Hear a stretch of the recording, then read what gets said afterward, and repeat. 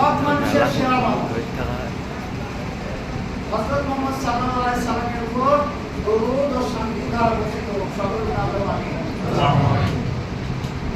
আপনাদের আমি আগেই বলেছি যে আমরা গাড্ডায় করে নিয়েছি, গাড্ডা থেকে কিভাবে কোরআন হাদিসের আলোকে মুক্তি পেতে পারি আমি সেই আলোচনাটা ভাই করবো। তাদের 10 মিনিট দেখা 5 মিনিট করবো।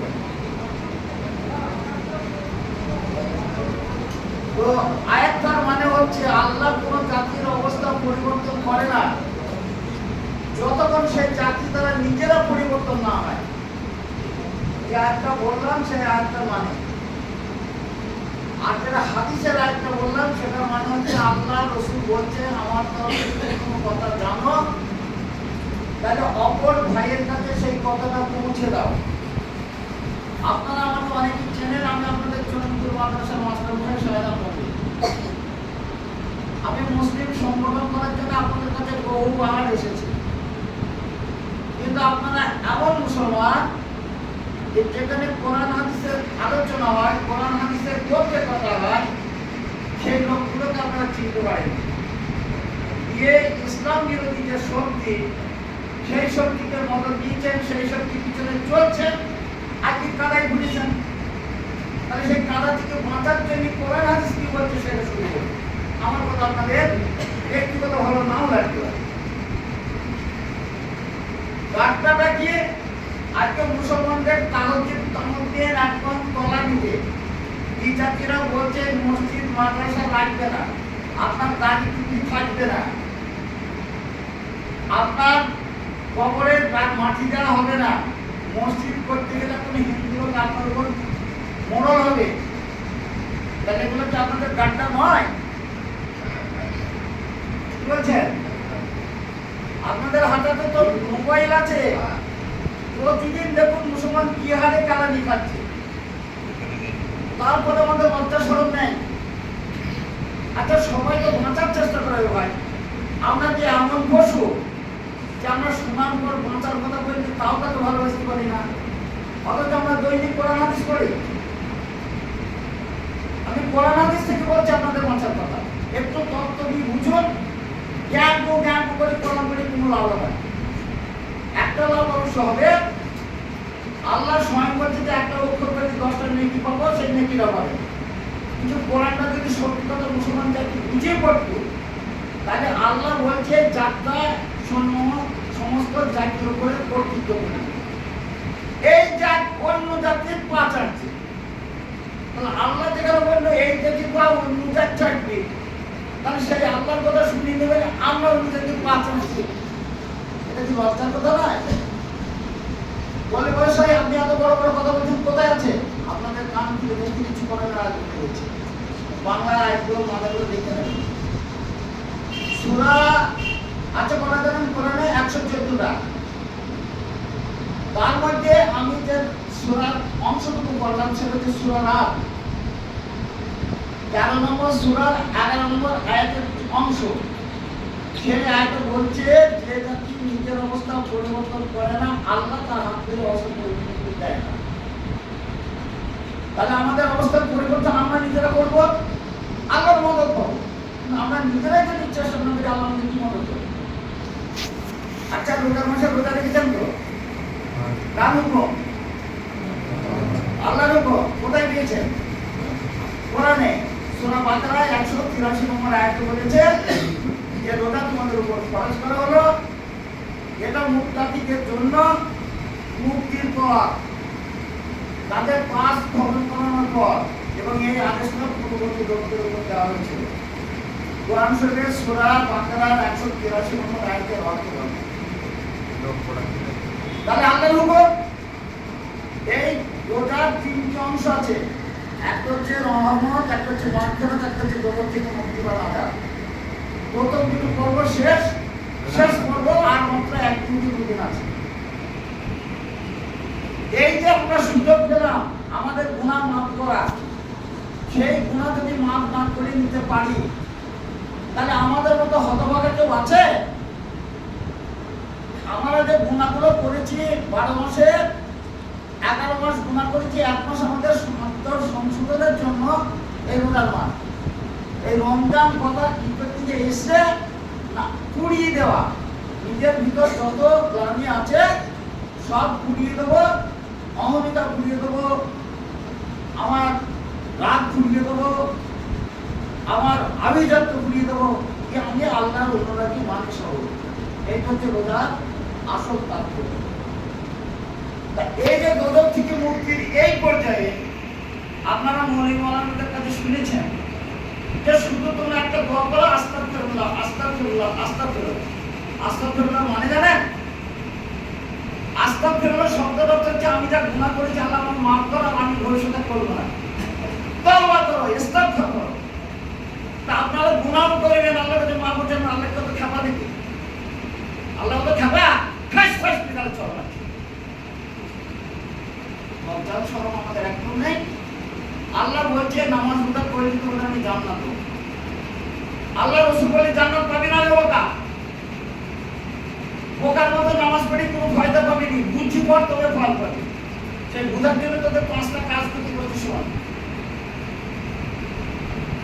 কারণ হচ্ছে কথা নেই, আমি একটা বাতের কথা বলছি, সব হাদিসের প্রমাণ দিয়ে বলি। তো কেমন বলছে? আল্লাহ যখন বলে জান্নাত পাবি, আল্লাহ রাসূল বলে জান্নাত পাবি না। সূরা আলে ইমরানের আয়াত 31 নম্বর। আল্লাহ তার রাসূলকে বলে, হে রাসূল তুমি মানুষকে বলে দাও যে যদি তাকে আমাকে পেতে চাও, আমাকে ভালোবাসতে চায়, তাহলে তারা যদি তোমাকে ভালোবাসে, তোমার কথা শুনে, আর তোমার কথা শুনলে তোমাকে ভালোবাসবে, আমাকে ভালোবাসা, আর আমাকে ভালোবাসবে। এই ধরুন আজকে যে মুহূর্তে বলছি, এর আগে যে যত গুনাহ আছে সব গুনাহ মাফ করে দেবো। সুবহানাল্লাহ। আল্লাহ বলছেন আমি ক্ষমাশীল এবং দয়ালু। দ্বিতীয় আয়াতে বলছে হে তুমি মানুষকে বলে দাও আমাকে মানবে, তোমাকে মানবে, আর আমাকে তোমাকে যারা অস্বীকার করবে তারা হচ্ছে কাফের, আর কাফেরদেরকে আমি ক্ষমা করি না, তাদের জন্য ঠাঁই হচ্ছে জাহান্নাম। যারা শিক্ষিত লোক আছেন, শিক্ষিত ছেলে আছে, এই জ্ঞান করে কোরআন শরীফ না পড়ে অর্থটা বোঝার জন্য একটু চেষ্টা করুন, তার মানে ক্ষতি হতে হবে। আমি আয়াত নাম বলে দিলাম, আমরা কোরআন শরীফ দেখে নেব। তাহলে আল্লাহ রাসূল আল্লাহর বিরুদ্ধে কথা বলেছে। আল্লাহ বলেছে আমি জান্নাত পাবো, আল্লাহ রাসূল বলতে পারবে না। বাবার শর্ত দেবা শুনলেন, এক নম্বর মুসলমান যেখানে যে অবস্থায় থাকো তোমাদের দলবদ্ধ হয়ে থাকতে হবে, জামাতবদ্ধ হয়ে থাকতে হবে, তোমাদের একতাবদ্ধ হয়ে থাকতে, ইউনাইটেড হয়ে থাকতে হবে। যারা পণ্ডিত ইংরেজি মানুষ তারা বলবে ইউনাইটেড, যারা বাংলা তারা বলবে দলবদ্ধ, যারা আরবি ভাষা তারা বলবে জামাতবদ্ধ। এর ফল কি না? উদাহরণ দেওয়া হয়েছে, উনি উদাহরণ দিচ্ছেন যে একগুচ্ছ ভেড়ার পাল, সেই ভেড়ার পালে যদি একটা ভেড়া ছিটকে যায়, খুব সহজে যেমন নেতিবাদে তাকে ধরে খায়, তেমনি মুসলমানরা তোমরা যদি এই দলবদ্ধভাবে ছিটকে দাও, ওই বিজেপি তোমাদের জ্বালানি দেবে। সোজা বাংলায় বলছে, আর সেই জ্বালানি তোমরা খাচ্ছ। 2 নম্বর হচ্ছে তোমাদের একটা নেতা থাকবে, যে নেতা কোরআন হাদিসের জ্ঞানী, সে শুধু মৌলবী হতে পারে, আধুনিক শিক্ষিত হতে পারে, সে তার চরিত্র নবী করিম সাল্লাল্লাহু আলাইহি সাল্লামকে সামনে রেখে যুগের যত সমস্যা হবে সেই সমস্যার সমাধান যে নেতা দেবে সেই নেতাকে তোমাদের মানতে হবে। 3 নম্বর হচ্ছে যখন তোমাদের ইসলামের অনুকূলে নাকি প্রতিকূলে কোনো ঘটনা ঘটবে, জোটবদ্ধ হয়ে একত্রবদ্ধ হয়ে স্থানান্তরিত হতে হলে হবে, তবু ওই বিজাতি মুশরিক মুনাফিকের বিরুদ্ধে তোমাদের লড়তে হবে, এবং এই লড়তে গেলে তোমাদের জান দিতে হবে, তোমাদের মাল দিতে হবে, এবং শক্তি অর্জন করে ওই বিজাতির উপর তোমাদের জয়ী হতে হবে। যদি তোমরা জয়ী হতে পারো, আমি মুহাম্মদ তোমাদের উপর খুশি হব, আল্লাহ খুশি হবে, তোমাদের জন্য জান্নাত ওয়াজিব হয়ে যাবে। বুঝলেন আমার কথাটা? বুঝলেন আমার কথাটা? তাহলে জান্নাতের যাওয়ার শর্তগুলো বুঝলেন? তাহলে 5টা কাজ বলা হয়ে গেল। একতাবদ্ধ, নেতা মানা, জিহাদ করা, হিজরত করা এবং রাজশক্তি অর্জন করা। আজকে আপনারা মুশরিকদের হাতে ক্ষমতা তুলে দিয়েছেন। মুশরিকরা মানে মূর্তি পূজা দ্বারা করে। একটু কাহিনী বলি তাহলে বুঝতে পারবেন। আল্লাহ রাসূলকে তার আত্মীয়বর্গ সবাই ভালোবাসতেন, জানেন তো? আল্লাহ রাসূলকে তার আত্মীয়বর্গ সবাই ভালোবাসতেন, জানেন তো? তার নাম ছিল আল-আমিন, বিশ্বস্ত, মিথ্যা কথা বলবে না, তার চরিত্র ছিল উদার, মায়াবী তার চেহারা, ছোটবেলায় মা মরে গেছে, দাদু মরে গেছে, চাচা মানুষ করেছে, এই কাহিনী সবাই জানে। তার আত্মীয় তাকে এত ভালোবাসত, তার ভালোবাসা থেকে বঞ্চিত কখন হলো? যখন লা ইলাহা ইল্লাল্লাহ দাওয়াত দিলেন, মসজিদে ঠাকুর ঠাকুর যে ঠাকুর আমরা দেখি, ওই ঠাকুর কাবাগারে থাকে।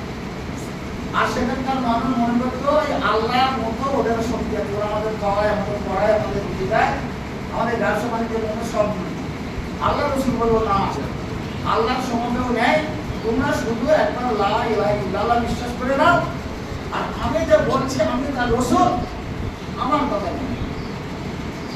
তো বলে এবার ছেলের মাথা খারাপ হয়েছে। তখন তাকে কি লোক দেখাচ্ছি, আমাদের যেমন সিপিএম কংগ্রেসের সম্পর্ক করে 4-5 দিন আলো তাকে লোক দেখাচ্ছে, সব তুই বাবু এসব কথা বলিনি, আমাদের বাপটা তোরা এইসব করিস, আমরা করবো।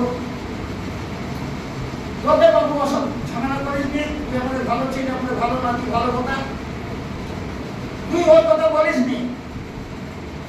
এক কাজ কর, তোকে এই দেশের সবচেয়ে ভারতের সুন্দরী মেয়ে কাছে তুই বল, আমি তার সঙ্গে আর আমরা যারা রাজা আছি, আমরা রাজত্ব ছেড়ে তোর হাতে তুলে দেবো। আল্লাহ রসুল বলল আমি ওসব চাই না, চাঁদ আর সূর্যকে তোমার হাতে দাও, আমি ওসব চাই না, আমি শুধু চাই তোমরা লা ইলাহা ইল্লাল্লাহকে মেনে নাও। আর এইটুকু না মানার জন্য স্নেহের আদরের মাতৃ বায়ু সেই লোকেদের কাছে হয়ে গিয়েছিল শত্রু।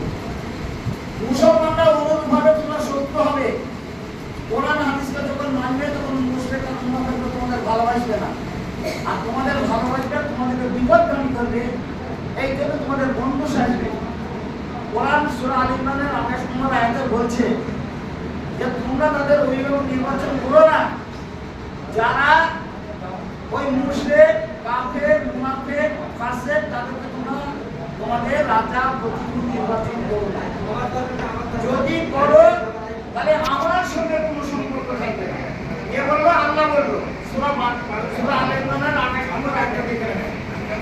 তাহলে আল্লাহ যে কথাটা বললেন, আর আল্লাহর বিরুদ্ধে যখন আপনি যাবেন, তাহলে আল্লাহ ভালোবাসবেন, আপনার নিজের বিরুদ্ধে প্রশ্ন করুন, তাহলে আল্লাহ জান্নাত দেবে? দেবে না। আল্লাহ রাসূলটা সতর্ক করে কি বললো, এই 5টা কাজ। তাহলে আমাদের গাড়টায় পড়ার কারণগুলো বুঝতে পেরেছেন?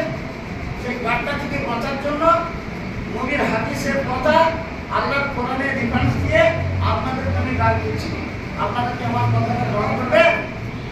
গাড়টা থেকে বাঁচার জন্য গ্রহণ করবে না আবার গাড়টাই যাবেন? তাহলে নামাজ করে কোন ফায়দা হবে না, এগুলো সব লোক দেখেন। কারণ আল্লাহ যদি খুশি না হয়, আল্লাহ রসুলের যদি খুশি না হয়, তাহলে দিন ইসলাম দিতে আপনার গাড়টা থেকে মুখ ধরতেও পারবেন না। আমি যে কথাগুলো বললাম, কাউকে কোনো আঘাত দেওয়ার জন্য ব্যক্তিগত আমার শত্রু, যাতে আঘাত দেওয়ার জন্য বলতে এসছি। আমি আর বয়স আছে 69 বছর, আমি রিটায়ার করে আমার ঘরে এখন সুখী থাকার দরকার। আর আমি আপনাদের এই চিন্তা চাচামেরি করছি, এই চোখের সামনে ঘটনাগুলো ঘটছে, যে কাজটা আলেমুল আমাদের করা উচিত বলে আমরা মনে করি, যে আলেমুল আমরা ছেড়ে দিয়েছে, শুধু পেট খাচ্ছে আর মন ভরে হাঁটছে। আমরা কিছু মানুষ আল্লাহ রসুলকে ভালোবাসি, তার চিন্তাধারা প্রকাশ করি, তাই আপনাদের দুয়ারে দুয়ারে বলে বেড়াচ্ছি। এইবার থেকে আমার কথাটা গ্রহণযোগ্য বলে মনে হয়, আপনাদের গাড়টা থেকে তোলানো বলে মনে হয়, কোরআন এবং হাদিসকে যদি মধ্যে দিতে চান তাহলে গ্রহণ করবেন। তাহলে গ্রহণ যখন করবেন তখন আস্তাগফিরুল্লাহ তওবা করতে হবে। আজ থেকে প্রতিজ্ঞা করুন, যা ভুল করেছি আর কোনো মুশরিক আর মুনাফিককে মারা নেই, এটা মানব না। আল্লাহ রসুলের নিজের আদর্শ সামনে রেখে যুগের যে সমস্যা হোক না কেন, আমরা যারা কোরআন হাদিসে শিক্ষিত, যে মৌলিক হতে পারে, সাধারণ মানুষ হতে পারে, তাদেরকে সামনে নিয়ে সমাধান করবো, এই বলে আমার বক্তব্য শেষ করছি। যদি কাউকে ব্যক্তিগত কোনো আঘাত দিয়ে তাকে ক্ষমা করবে, আর কোরআন হাদিসের আলোকে যদি ডাক্তারকে তোলার কথা বলে থাকে, তাহলে সেই কথা গ্রহণ করবে। বলুন ইনশাআল্লাহ করবো, বলুন ইনশাআল্লাহ করবো, ইনশাআল্লাহ করবো। কারণ তওবাতে নিয়ম, সেই তওবাটা হচ্ছে যে আজকে তার শোনা করার অপরাধ করবো না, আর অপরাধ করলে আল্লাহ আমাদের ক্ষমা করবে না।